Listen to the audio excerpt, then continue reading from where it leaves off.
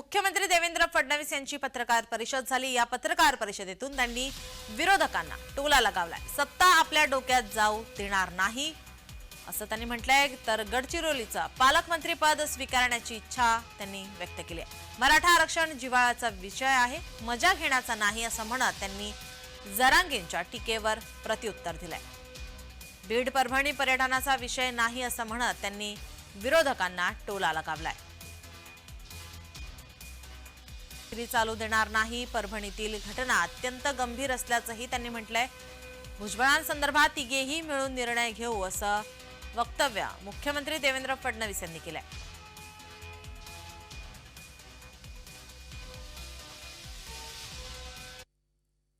आमचे अध्यक्ष चंद्रशेखर बावनकुळे हे इतर दोन्ही पक्षांसोबत बसून कुठे कोण पालकमंत्री असेल याचा निर्णय करतील।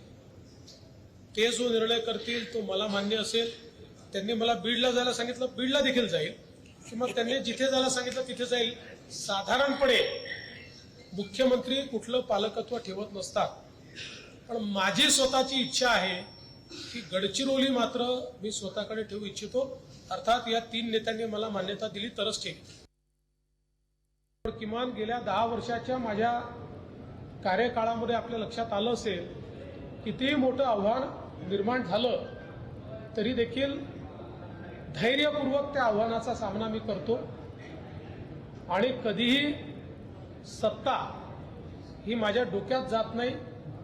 कारण ज्या विचारांनी मी राजकारणामध्ये आलो आहे त्या विचाराने सत्ता हे सेवेचं माध्यम आहे हेच मला शिकवलेलं आहे। त्यामुळे पुढे देखील कधीही सत्ता माझ्या डोक्यात जाणार नाही हा विश्वास आपल्या सर्वांना मी देतो। एखाद्या घटनेचं महत्व हे कोण गेलंय यापेक्षा त्याला आपण काय रिस्पॉन्ड करतो या माध्यमातून होतं। प्रत्येक ठिकाणी मुख्यमंत्री पोचतातच असं नाही आहे, पण अजितदादांसारखे सिनियर मंत्री त्या ठिकाणी तेवढ्याकरताच आम्ही पाठवले होते। आणि माझं नेहमी मत असतं की अशा प्रकारच्या घटना घडल्यानंतर सेन्सिटिव्ह असतात, तिथे कोणी ना कोणी शासनातर्फे कोणी विरोधी पक्षातर्फे गेलं पाहिजे, पण त्याचं पर्यटन करू नये हा मात्र माझं नेहमी मत असतं।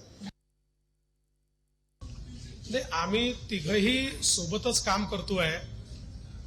2.5 वर्षाचा कार्यकाळ होता म्हणून वन डे मध्ये उतरलो आम्ही, पण आमच्या लक्षात आलं की वन डेत उतरून चालणार नाही म्हणून 2020ची मॅच खेळलो आणि तो विश्वचषक आम्ही जिंकलो। आता वन डे किंवा 2020 खेळण्याची आवश्यकता नाही आहे।